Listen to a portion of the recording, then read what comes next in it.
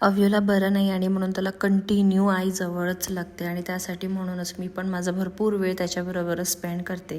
सकाळी सकाळी शांत झोपून उठला होता, त्याचपूर्वी माझी सगळी कामं मी आवरली होती. त्यानंतर त्याचा भरपूर असा लाड केला, त्याला भरपूर छान जेवण भरवलं, औषध दिलं आणि परत त्यांनी एक छोटीशी नॅप घेतली. मी आजूबाजूला दिसली नाही म्हणून भरपूर धिंगाणा घातला. मी दिसल्या लगेच माझ्या जवळ आला. त्यानंतर माझी सगळी कामं राहिली आणि मला त्याला भरपूर परत लाड द्यावा लागला. त्यानंतर त्याच्याशी थोड्या वेळ खेळली, त्याला पोमेग्रेन भरवलं, त्याला खूप आवडतं. काहीही खायला तो खूप नखरे करतोय.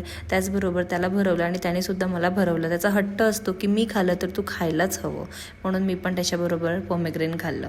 दोघांनी एकमेकांबरोबर टाईम स्पेंड केला आणि त्यानंतर मी अव्यूसाठी मस्त असे ड्रायफ्रुट्सचे लाडू बनवायला घेतले.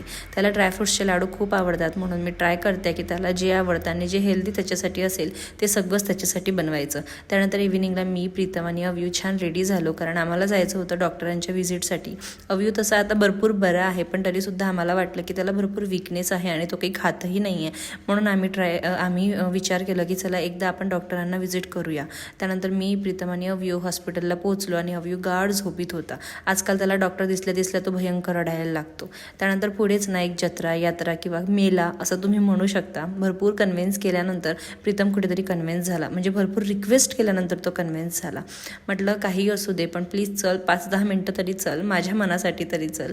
आणि म्हणून तो कन्व्हिन्स झाला. तिथे खूप छान छान बँगल्स होते आणि 50 रुपीजलाच होतं. तर मला असं वाटलं की 1 ते 2 मी घेऊ, पण मी तिथले काहीही घेतलं नाही. त्यानंतर तिथे पुढे एक सँडलचं दुकान होतं, तिथनं मी एक स्लीपर चप्पल घेतली जी की खरंच खूप छान वाटली. त्यानंतर आम्ही घरी आलो ती खुशी मावशी, म्हणजे अव्यूची खुशी मावशी आणि माझी कझन सिस्टर, आणि ती खूप सारा खाऊ अव्यूसाठी घेऊन आली होती. तर तिला शाबाशी तर नाही, पण माझा खूप ओरडा मिळाला, कारण अव्यूला बिघडवणारी तीच एक अशी मावशी आहे जी त्याच्यासाठी भरपूर चॉकलेट्स आणि बाकी अशा गोष्टी आणते जी त्याच्यासाठी अजिबात हेल्दी नाही आहे. पण ती म्हणते की मावशी बिघडवायसाठीच असते, चला असो.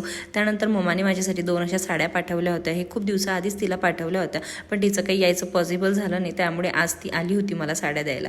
या 2 साड्यांपैकी तुम्हाला कोणती आवडली मला नक्की कमेंट करून सांगा. चला तर माझा हा मिनी व्लॉग मी इथेच एंड करते. आय होप की तुम्हाला आवडला असेल. बाय.